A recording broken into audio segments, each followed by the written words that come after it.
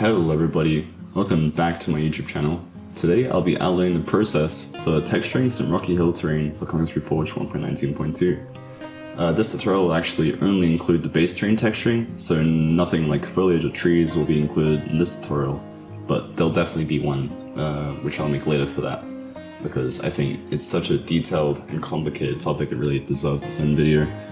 But yeah, today we'll be using Worldpainter as well as some masks from Worldmachine, so you'll need to have a bit of a understanding of Worldmachine, how to make some terrain in that, and also how to export some stuff. I will be sharing the files for both the Worldpainter file as well as the Worldmachine file, so if you have any trouble, you can hopefully look through that and I might clear anything up, but yeah, with that said, let's go right into it. See you in Worldpainter. Alright, so here we are in Worldmachine, just for starting. The reason I'm in Worldmachine is because we actually need some masks from Worldmachine in order to get the kind of precision that I want in Worldpainter. And it's actually really simple how to get these. For this tutorial, for just the rock faces, you'll only need 3 masks, which in this case is the slope mask, which shows you where the rock actually will go. You can see this by putting it into the colorizer and then putting this into the scene view, and then you can see where the white is where the rock will show up in game. And this is very useful for having some more interesting kind of rock face placement. But yeah, we'll need that one. We'll also need the flow mask, which comes from the erosion node. There's a flow mask output here. Just link that into a high output and you can determine the name and also where you want it to go. And the next one we need is just a talus field mask, which you can get from the film weathering node. And this just shows us where the rock will kind of erode and then deposit, and it just can look really cool. But the next step apart from this, once you've put these, or once you exported these all, put them in a folder and such, is to actually determine the palette for the map. This is a very important step as it will actually determine the entire look pretty much. And yeah, I think this is a good idea to do in-game, so that's what I'll meet you next, and we'll go over how to do that. So here I have a little showcase of the palette that I'll be using. This will be for the rock, and this will be for the grass, and then talus, also river. But yeah, it's pretty simple. For the rock, we'll have tan limestone in the steepest parts, and then the darkest in the kind of the more shallow parts. I noticed this in nature, on hikes and stuff, and also in reference images. The steeper the area, often the brighter it is. And you can kind of, oops. You can see this in a lot of different examples where the top, or like the kind of, the shallowest part of a rock face is often the darkest. And yeah, if you have these kind of contrasting colors next to each other, can create a really cool effect in Minecraft, especially because we have to make things a bit more exaggerated because we just don't have the assortment of colors as we do in real life. But anyway, so this will be one color, then we'll have another one with limestone with a little bit of tan limestone just to make blending much easier between the two.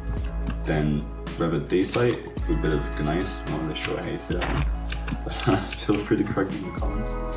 Then after that, it will transition into andesite with a little bit of weathered andesite, and finally, mostly weathered andesite with a little bit of andesite. And that will create a nice little blend between the lightest and darkest value. As for the talus, this will be the kind of most overgrown, whoops, and then this will be the freshest kind of talus. This is just for the riverbed. But for the talus field, we'll be using mossy sandstone debris, along with some sandstone debris for like the very edges or the periphery of the talus field. Then sandstone debris, along with small stones for like the kind of freshly crumbled rocks. Brown gravel along with normal gravel for the kind of bit of mix in between, just to kind of add some variation. And I'm not sure if we'll be using this one, but this is just in case. Brown sand, wet brown sand, and Zen garden dirt. This will be for like the kind of the most crushed kind of powdery rock. I'm not sure we're going to use that one though. As for the riverbed, it's pretty simple, just smooth pebbles and schist debris. and that will create like a nice kind of alpine stream kind of effect. But yeah, that's all we'll be using. If you found this a bit too quick, you can always stop the video and just look at what I have down here next to the hotbar for the name. And yeah, let's go back into Worldpainter. A lot of your masks will be just height maps, so it means they don't have any RGB in them, and Worldpainter then will not like that. So just go on any image editing program. I'm using Aspray because it's what I have. It works well enough. And all you want to do is just select them all, drop them in, and for instance for me, I can do sprite, color mode, RGB. For other programs, I'm sure you can look up how to convert a black and white image into RGB, or like grayscale into RGB, but that's what you need to do for Worldpainter to actually accept it. Don't need to do it for this one because this is already a bitmap.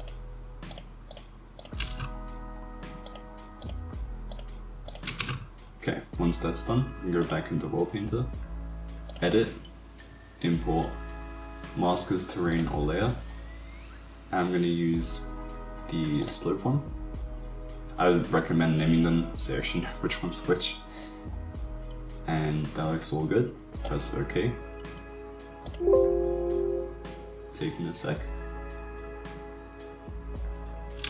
And now we turn on annotations, should be black and white. Yep. So where the white is where we'll have our rock.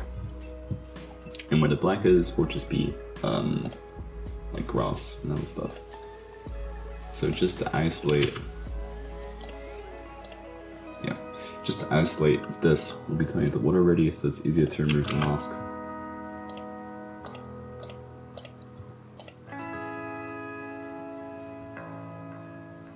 Okay, so now we need to create our material for the rock. I'll be creating this using custom, I'll create custom material. Then we want to go custom, Conquest. And now we need to go back into the game. So back in the game, let's get tan limestone, and now we need just for material, we just need the block for each.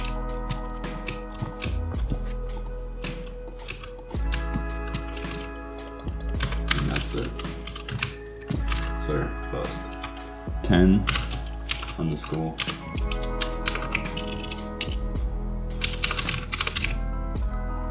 limestone, and then actually we don't need to add anything, just that. And I'm gonna add a custom color to mine, just so it's easier to actually keep track of how it looks. And you just want to do this for all of the different block IDs. So for instance, limestone, give it a slightly darker color. It will give it an automatic name. You can change it to just limestone if you want, I don't really mind. And next one is daysite, I believe, weather daysite. You want to be very careful of any spelling mistakes, because if you spell something wrong, it will not show up when you actually export it. So take extra care for that.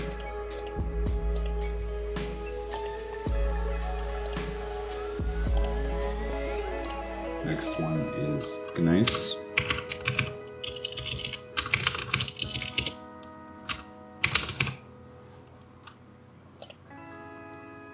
Oh, forgot to add a color.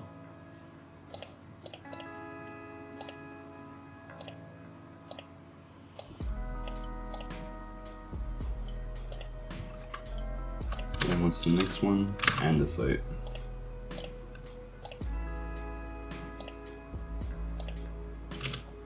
Now this one is already in the game.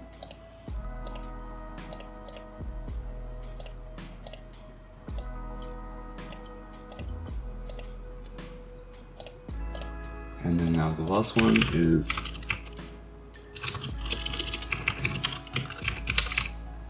with andesite.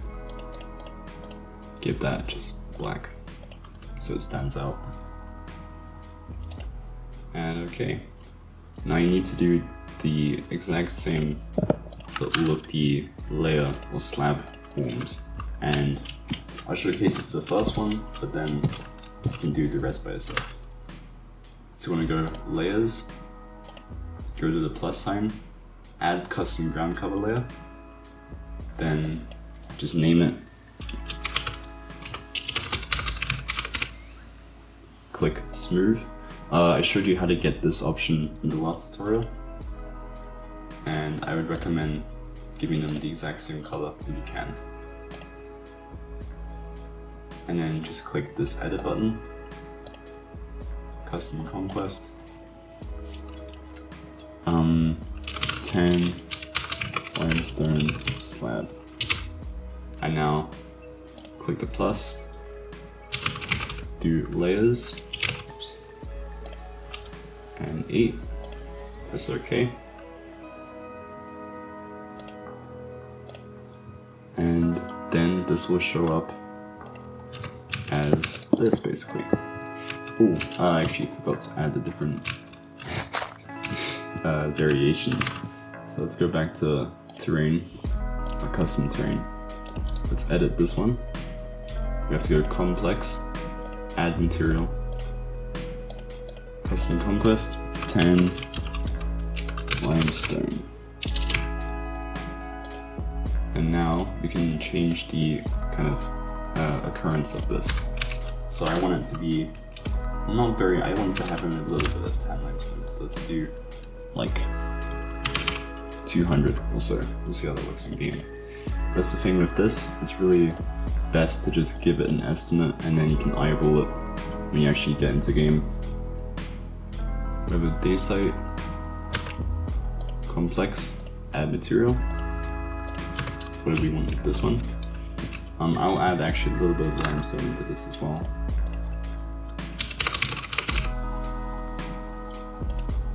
And then a little bit of nice. And we'll do again 200 with that, and then maybe just like 50 of this one to be quite rare. Then for the next one,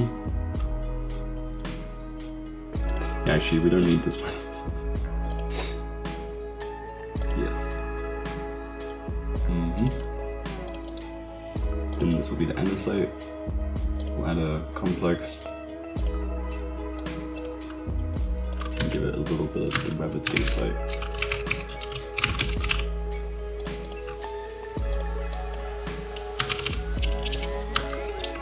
Maybe just like, I want it to be steadily less and less of a kind of mixture, because then it'll just occur more like in real life where it is darker, it's mostly dark.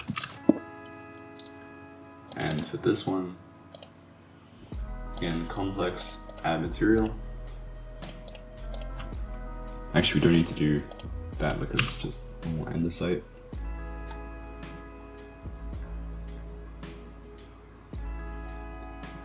Oops. And we'll add only a little bit of this. So we'll do like 70 maybe. And yeah. Now, it's important when you make the layers to have the corresponding layers to have the exact same amount, or like kind of the exact same count for each material. So for instance, with this one, this is 100% tan limestone, so I'm just gonna have just tan limestone, but for the next one, which will be just normal limestone, we'll go complex, limestone slab, add the layers,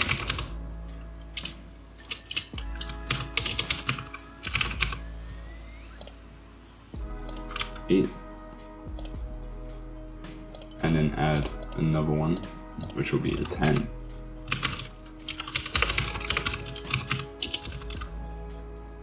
And again, layers 8, and now That one's actually 1000. Yeah, once you edit this value, always make sure you press enter for it to save it. And for this one, I think we had 200, but always check. So press OK, we'll add the color.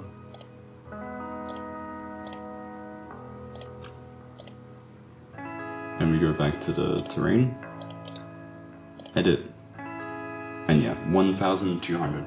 So just do this, repeat this process for all of these, and I'll get back to you. Okay, so once you have all of the layers done, the next step is to basically apply them to the mask. So what I like to do is go on clip operations, remove layer, annotations, except on, or only on annotations, black. So I want to do this because, ooh, okay, how did this happen? Whoops. Yeah, basically, otherwise, when you do this, it allows you to basically say only on annotations all, because it's not only white, there's also different colors like cyan and brown. And yeah, it just allows you to get all of that without painting on the grass as well. So let me just add in the river again. So yeah, for instance, I want to do only on annotations all.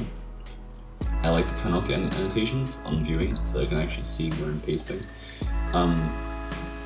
And I want there to be the majority. You can either work dark to light or light to dark. I like to do dark to light, so I'm just gonna paste this in, and then we can do, for instance, above a certain angle, or below a certain angle, below 45 degrees.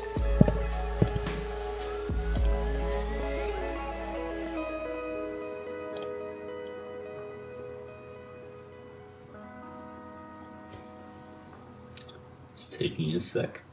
Yeah, I recommend you to actually zoom in, because otherwise this will happen where it freezes up. I'll meet you back when it comes back. Okay, so it's back. Yeah, so just zoom in like this, and this way. So you really have a bit of a gradient forming. Now this, you can do above 45 degrees, or like, if I do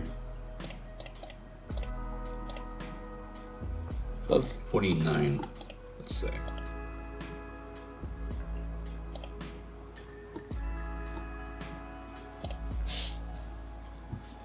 And this will create quite a cool effect, and basically just keep increasing the angle, not the angle. So for this one, let's say like 53 or so. And you can see we're already creating some cool blotches of different color. And now for this one, let's increase this to like 57. Sounds good.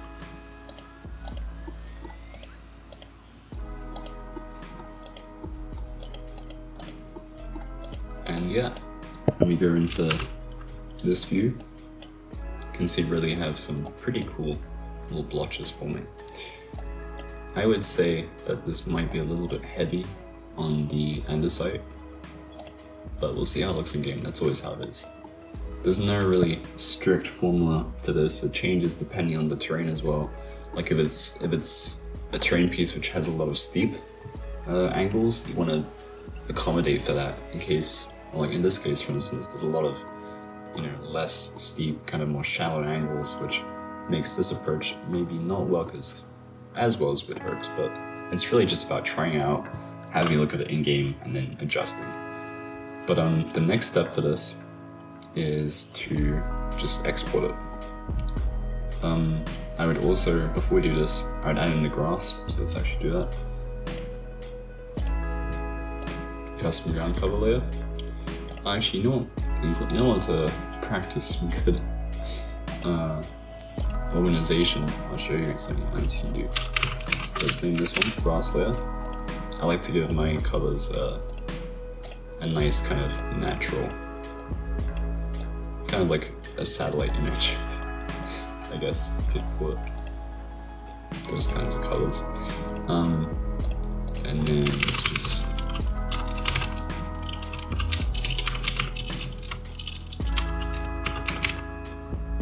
give it the right ID. Okay. And then do a filtering type. This just helps you with like the global operations. So for instance, now I can just do fill of layer, grass layer only on terrain bare grass, and this way it won't actually put it on the river as well. So now after you've done that, I'm going to go in global operations and just fill in the layers on the appropriate terrain. So for instance that, and then just do this for all of them. And you can also, keep this window open and just make it go by much faster. It's a piece of advice from personal experience. Okay, so let's have a look how that looks in game. Always do surface, void, endless. It just looks much better. I'm just going to do a full export. Once this is done, I'll meet you back in game. We'll have a look. Okay, so here we are in game, and you can quite immediately see that I've misspelled something or given it the wrong ID, because there's definitely supposed to be some blocks here. Now, what it looks like is that the limestone hasn't appeared. And I think I actually know why. I think because the limestone, it's just Minecraft stone. Okay. And that's the limestone slab, okay? So that's how you troubleshoot these kinds of issues. This is also probably supposed to be like that, And so I'll go back in Worldpainter, fix that up, and then we'll re-export. So here we are in game after I've actually fixed the IDs in Worldpainter. Turns out I misnamed it. But what I also did was I flipped the andesite and rev andesite, so now it's an actual gradient between the two, and it isn't from lightest suddenly to the darkest. It's actually like a kind of more gradual thing. But as you can see, using just a simple kind of technique with the different slope angles, along with a mask from Worldmachine, you can get some pretty nice looking rock faces. I think the only issue in this case is that the angles are a little bit shallow, where this kind of yellower stone shows through a little bit. You don't really see it too much, and I think these large areas of one color don't look too great. But for the purpose of this tutorial, I think it's definitely a good enough showcase. And the next part would be to just add in the talus fields, texture those up, and also talk a bit about the flow mask and how you can use that to simulate like landfalls and other stuff like that. So I'll meet you back in Worldpainter in a sec, and we'll do that. Okay, so here we are in Worldpainter again, and this is how it looks without the annotations applied, so you can really see how the gradients actually interact. And I think it's just a very nice stylized effect, and I think in game, if you have, as I said, if you have some more varied rock faces where there's actually some detail to them, unlike this one, it can actually look really nice, and it really just brings out all the different shapes in the rock face.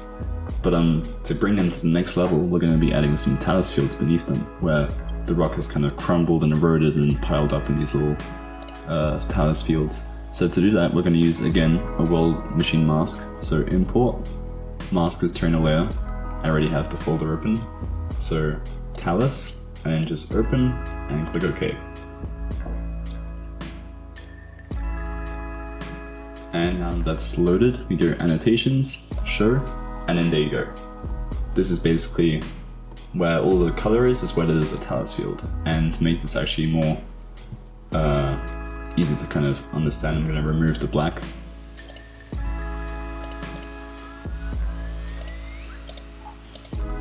There's this one.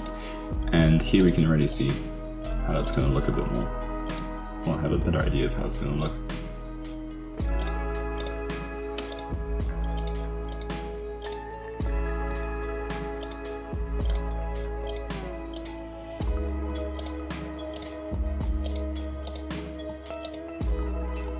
Okay, so now we can also create our layers and terrain for like the different materials for this.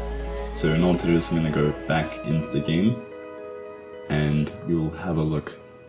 So in game, this is our talus palette. So we'll have mossy sandstone debris, small stones, brown gravel, and gravel.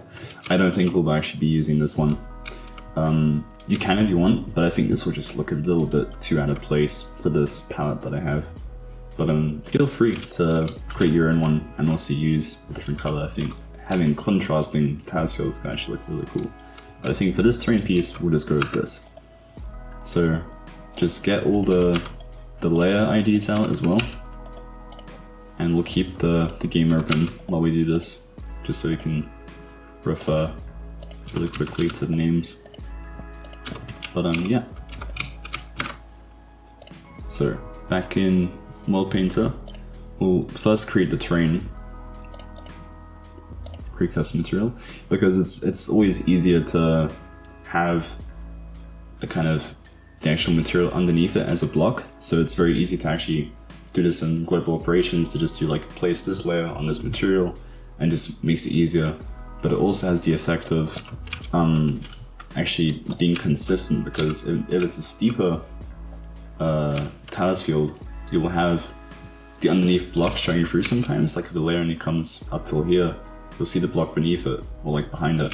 And if it's just like grass or that, it'll kind of look out of place. So it's also good to just have the corresponding block underneath it for that reason. So for this one, we'll just do Conquest, custom Conquest, and then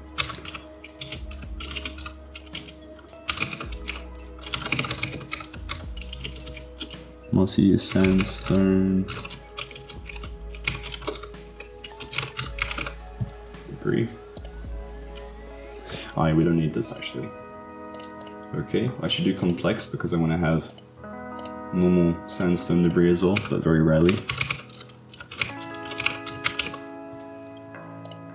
So we'll do 1000, get rid of the dash, and let's have like 100. That should look pretty good. And you can even do blobs. That's the thing. You should really, especially with rock faces, you can actually play around with these, especially so. But for this, I think noise will look probably the best because we want it to be kind of sporadic and not really clumped up. Let's also give that a color. Let's give it kind of a desaturated green. Something like that. Then we'll have the normal sandstone debris.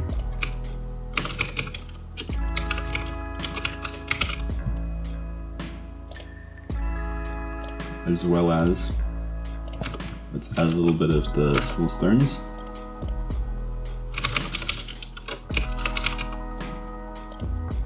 And maybe even, for a bit more variation, brown gravel.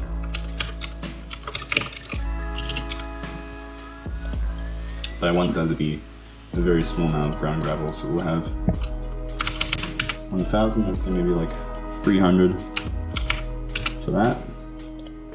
And then let's do like 50 maybe for this. Let's also give this a color. Maybe like a desaturated yellow. Some kind of tan color. Yeah, something like that.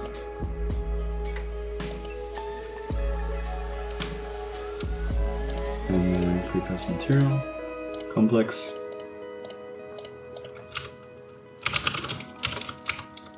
Brown gravel. Another one, this will be normal gravel. Actually, don't need to do a Conquest one because this is a normal Minecraft block. And I think we might actually add a little, very rare amount of this as well. Just to really kind of fan it out a little bit.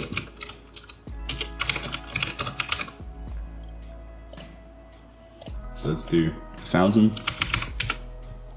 Let's do maybe 400, so it's like maybe less. Let's also try 300. And then for this, let's just do like 10. I want it to be really rare, maybe 40. Oh, let's also give this a color. Almost forgot.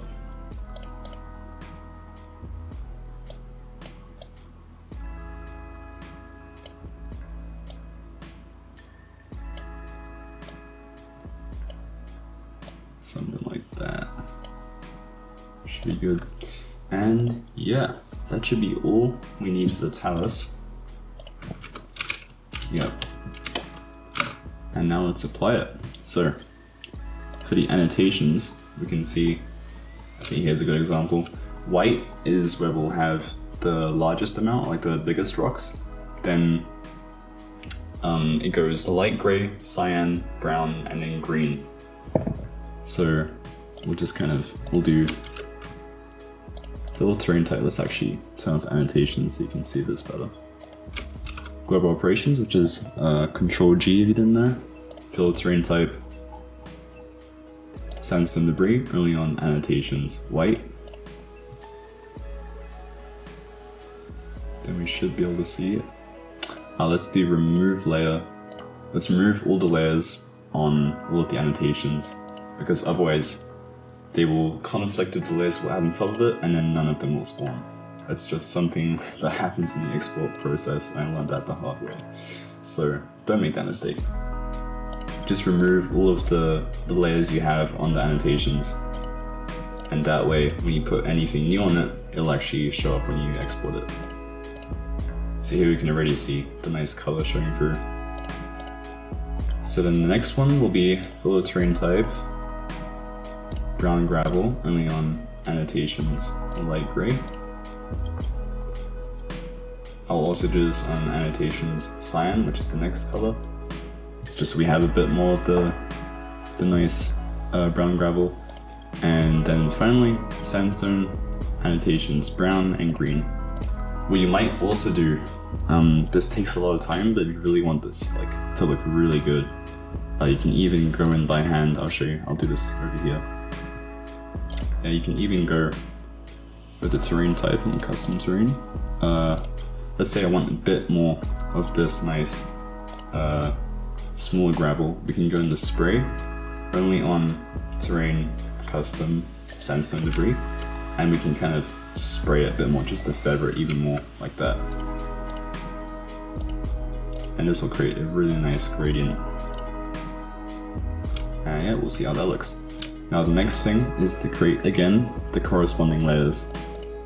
That's why with Conquest terrain, everything takes twice as long, because you need to create the terrain for it as well as the layer that goes on top. Let's call this one the mossy sandstone. Give it again the desaturated green color. Make sure smooth is checked. Then complex, Conquest.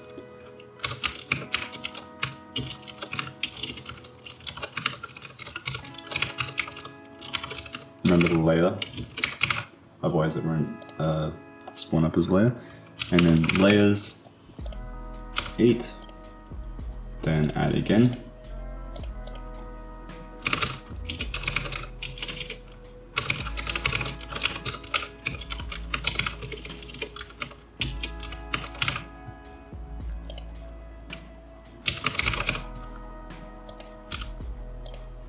And now I have to check actually the concentration I did, like the kind of, yes, 1100. But just repeat this process. Repeat this process for all the layers, and I'll get back to you once I've done that. Okay, so now I've added all of the corresponding layers, and now we'll apply them. So it's again really simple, just global operations, fill of layer, sandstone only on terrain custom, sandstone debris, Then once that's done, we go ground and gravel, terrain, custom. This was my gravel layer. And then finally, mossy sandstone, only on terrain, custom, mossy sandstone. And now, when we export this, in game, it should have a very, well, I can actually have a look at this already. You can see now we have these nice little talus fields everywhere underneath the rocks piling up, and this will just create a really nice kind of feeling of the world being actually lived in. That time has actually passed in this terrain you're making. So yeah, we'll export this and I'll meet you back in game and we'll see how it looks. Okay, so here we are in game and let's have a look actually over here. Remember we had a nice big one over here. And yeah, we can actually see this already. I think the color I chose is maybe a little bit too close. No, it looks alright. But you can see it creates quite an interesting effect and just adds a bit more visual detail everywhere. But the issue with this method, excuse me, is that as you can see in the mask, there is a kind of clear band of the small gravel suddenly. And that's what the feathering really can kind of mend. I'll actually teleport over there, see how it looks. And yeah, you can see it's much more. This is maybe, I think you can even feather it a bit more than this actually, but you get the effect. I think this looks actually quite nice. And yeah, with a bit of extra time taken to feather out the smaller gravel in places, I think you can get a very nice, detailed, rocky terrain piece thing. And now the next part, and the final part for this tutorial, is the flow map and adding in all of the little rock falls and stuff and landslides, but this area looks really nice, for instance. And there's some vegetation and rocks over that, like the little these things. You can get some very nice detail. I would recommend adding actually little rocks on top of it. I'll show you how to do it in the next tutorial. Well, maybe this one. We'll see if we have enough time. But just stuff like that can really add a bit more extra visual detail and bring a bit more life to it. But yeah, you get the idea. It's really just about playing around with palettes, positioning, angles, all of that stuff until you're happy with it. But even with just like 20 minutes of work, you can get something like this already, which I think is very cool. But yeah, I'll meet you back in Worldpainter again, and we'll add the flow map. Okay, so here we are back in Worldpainter, and we'll be using a flow mask from Worldmachine as the kind of guide for these landslides. So again, edit, import, mask as terrain layer, flow, okay. And once it's in, we'll remove the black from the annotations so we can actually see stuff beneath it. And this time I'll actually use the global operations to do that. And yeah, now I can see how this actually looks. And now it's really just all about deciding where you want. I'll actually also remove this from the water because it would get washed away by the river. But yeah, now it's really just about deciding where you want like rock slides to have occurred.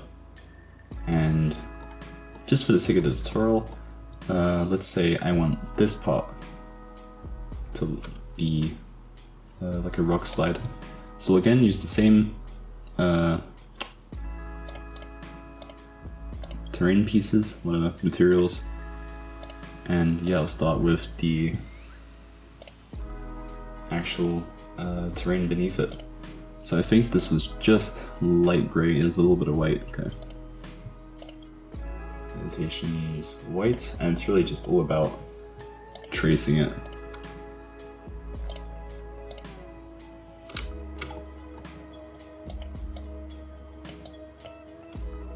Let's also remove this so we can actually see. And then color annotations light gray. Draw this up.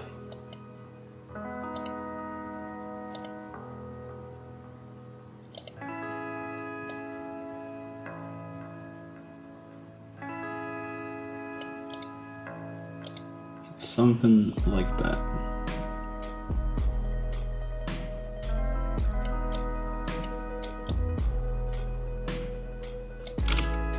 Yeah, I want to be careful when you remove it because it will also remove the terrain beneath it.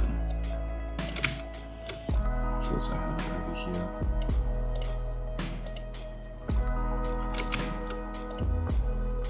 Something like that. Then annotations cyan, which is the next one.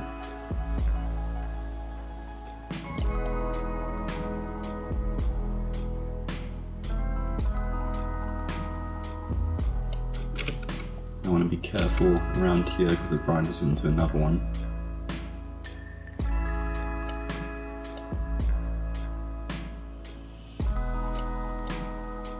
But just like this, and also always make sure that it doesn't extend above the rock face because this is coming from the rock face itself, and we need to make sure that it actually kind of makes sense where this gravel, all of this stuff is actually coming from. So add a little more there. Then the next one is brown.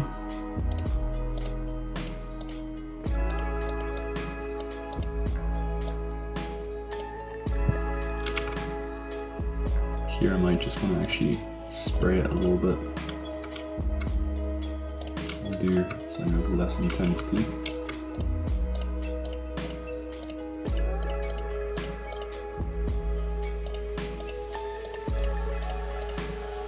And back to normal brush once you reach the lower down areas.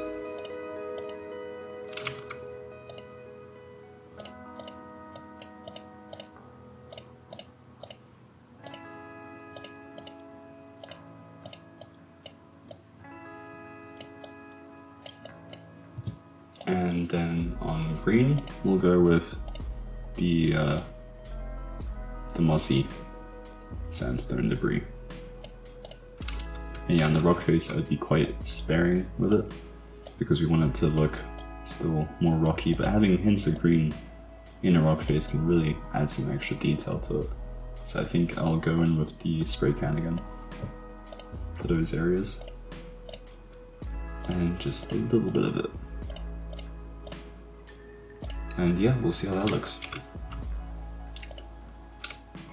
Again, we'll just remove the layers on the terrain. Custom, but making sure not to remove the previous layers. We just added all of the debris and gravel and that stuff. So only remove the rock. The thing is, you have to do all of the rock for every, all of the 3 different debris terrain materials you have. So this will take a bit of time. I'll get back to you once I've done all of that, and also once I've added the corresponding layers and exported it, so I'll meet you back in game. Okay, so here we are in game, and you can really see how nice these can look. I think these especially require some blending by hand with the spray can in Worldpainter, just so that these borders aren't so kind of clearly drawn out. But apart from that, I think they can, at least if they're used sparingly like this, I think they can create some really cool little details and just add some real nice visual interest to a rock face or like a little area. And yeah, alright. Thank you very much for watching this entire thing. Hope you guys like long form content, but yeah, sorry it took so long. I'm still getting the ropes with editing and stuff. But yeah, hope you enjoyed, hope you learned something, that's for sure. There'll be 3 more episodes in this series. The next one will be just normal ground texturing for this map. Then we'll be adding proper foliage like grass, seeing how you can make it different depending on elevation and moisture, stuff like that. And then there'll be a final one with adding large vegetation like trees and bushes and stuff like that. But yeah, I hope you look forward to it. Make sure to like and subscribe if you enjoyed, and I'll see you next year.